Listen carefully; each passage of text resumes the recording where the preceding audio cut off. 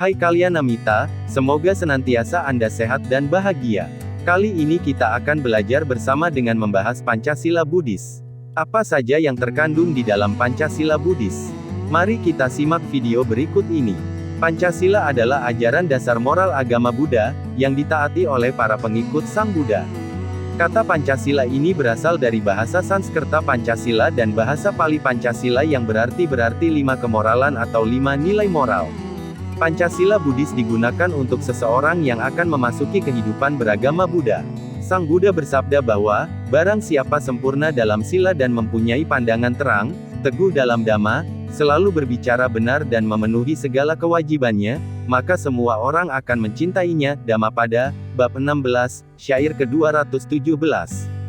Dalam ajaran agama Buddha, seseorang yang menaati dan menjalani kelima nilai Pancasila secara utuh telah dianggap menerapkan dharma dalam tiap aspek kehidupannya.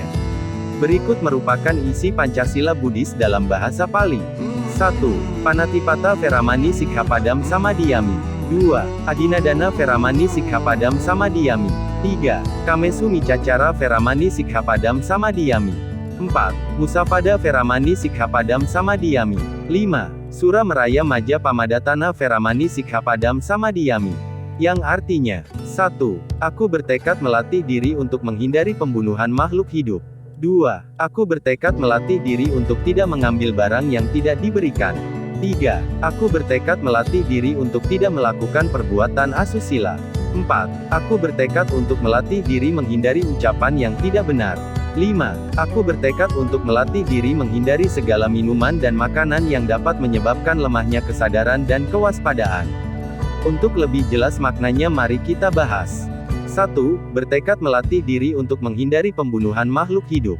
Pada hakikat tidak ada satu makhluk apapun yang ingin hidupnya menderita. Untuk itu ketika kita melihat makhluk, kita harus menyayanginya. Dengan tidak mengusik hingga membunuhnya, inilah cara terbaik kita melatih diri untuk menghindari pembunuhan. Cara lain yang dapat kita kembangkan dari praktik sila pertama, yaitu dengan cara melepas satwa sesuai habitatnya. Sebagai umat Buddha, kita seharusnya menghindari membunuh makhluk hidup, tak peduli seberapa kecil maupun besar. Adapun suatu perbuatan termasuk pembunuhan jika memenuhi 5 syarat, yaitu terdapat makhluk hidup, mengetahui bahwa makhluk tersebut masih hidup, memiliki niat atau maksud untuk membunuh, mengeluarkan usaha untuk membunuh, makhluk tersebut mati akibat usaha tersebut. Karena sila erat kaitannya dengan karma, dipastikan kita akan mendapat karma buruk jika melanggar sila pertama ini. Akibat membunuh yaitu hidup tidak tenang, berumur pendek, serta rentan penyakit. 2. Bertekad melatih diri untuk tidak mengambil barang yang tidak diberikan. Ketika kita kehilangan barang yang kita sayangi, maka kita akan bersedih. Apalagi kita memposisikan diri seperti orang lain jika kehilangan. Maka kita berusaha tidak mengambil barang yang tidak diberikan. Sang Buddha pernah berkata kepada para beku bahwa mencuri akan mengakibatkan penderitaan bagi si pencuri, seperti yang dituliskan dalam Samyutta Nikaya 3:15 di bawah ini. Ia akan terus merampok mencuri, hingga saat tindakan tersebut menjadi penyebab kematiannya. Adapun suatu perbuatan dihitung sebagai pencurian jika terdapat 5 faktor berikut ini. Terdapat suatu barang milik orang lain, mengetahui bahwa barang tersebut milik orang lain, memiliki niat atau maksud untuk mengambilnya, mengeluarkan usaha untuk mengambilnya, berhasil mengambil barang milik orang lain berkat usaha tersebut. Kita semua pasti tidak ingin benda-benda milik kita diambil orang lain. Oleh karena itu, sebaiknya kita juga menghargai kepemilikan orang lain dengan cara tidak mencuri. 3. Bertekad melatih diri untuk tidak melakukan perbuatan asusila. Hal terpenting dalam agama Buddha adalah menahan diri, oleh karena itu kita harus baik-baik menjaga perilaku agar tidak melanggar sila ketiga ini. Perbuatan asusila ada macam-macam, misalnya berzina, berselingkuh, atau pemerkosaan. Suatu tindakan asusila terjadi jika terdapat faktor-faktor berikut ini. Orang yang tidak pantas disetubuhi, memiliki niat atau maksud untuk menyetubuhi orang tersebut, terdapat tipu daya untuk menyetubuhi orang tersebut, mengeluarkan usaha untuk menyetubuhi orang tersebut, berhasil menyetubuhi orang tersebut. Sedangkan orang-orang yang tidak pantas disetubuhi agama Niyawutu, yaitu wanita di bawah perlindungan ibunya, Maturakhita, Wanita di bawah perlindungan ayahnya Piturakita. Wanita dalam perlindungan ayah dan ibunya, Mata Piturakita. Wanita dalam perlindungan kakak perempuannya atau adik perempuannya, Bagini Rahita. Wanita dalam perlindungan kakak lelakinya atau dalam perawatan adik lelakinya, Baturakita. Wanita dalam perlindungan sanak keluarganya, Natirakita. Wanita dalam perlindungan orang sebangsanya, Gotarakita. Wanita dalam perlindungan pelaksana Dharma, Damarakita. Wanita yang sudah dipinang oleh raja atau orang-orang yang berkuasa, Saparidanda.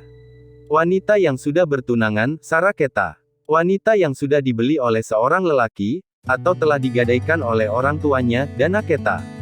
Wanita yang tinggal bersama lelaki yang dicintainya, Candavisini. Wanita yang rela dikawini oleh lelaki karena mengharapkan harta benda, Bagavasini. Wanita yang rela dikawini oleh lelaki karena mengharapkan barang-barang sandang, Patavansini. Wanita yang resmi menjadi istri seorang lelaki dalam suatu upacara adat istiadat, Odapatagagini. Wanita yang menjadi istri seorang lelaki yang membebaskannya dari perbudakan, Abatasumbata. Wanita tawanan yang kemudian dikawini oleh seorang laki-laki, Dajabata.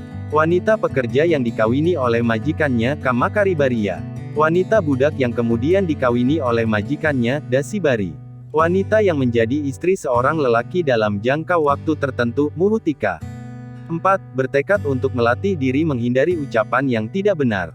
Kita sebagai umat Buddha harus menghindari berkata yang tidak benar, berbohong, serta selalu berkata yang sopan agar selalu tercipta suasana yang tenang, damai, dan harmonis sebab tidak ada kebohongan di antara semua orang. Sang Buddha bersabda, seseorang seharusnya mengucapkan hanya ucapan yang menyenangkan, ucapan yang disambut dengan gembira. Ketika diucapkan tidak membawa keburukan, apa yang diucapkan adalah menyenangkan bagi orang lain. Samyutta Nikaya, 2010/287. Adapun syarat terjadinya kebohongan adalah, terdapat sesuatu hal yang tidak benar, memiliki niat atau maksud untuk menyesatkan, mengeluarkan usaha untuk menyesatkan, mengakibatkan orang lain jadi tersesat. 5. Bertekad untuk melatih diri menghindari segala minuman dan makanan yang dapat menyebabkan lemahnya kesadaran dan kewaspadaan.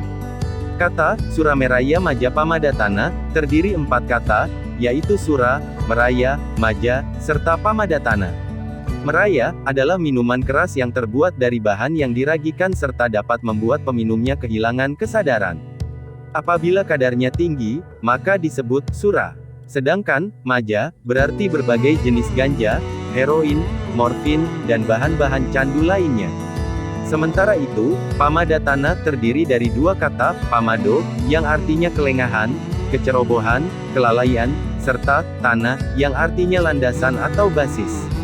Oleh karena itu, Pamadatana artinya dasar atau landasan dari kelengahan, kecerobohan, dan kelalaian.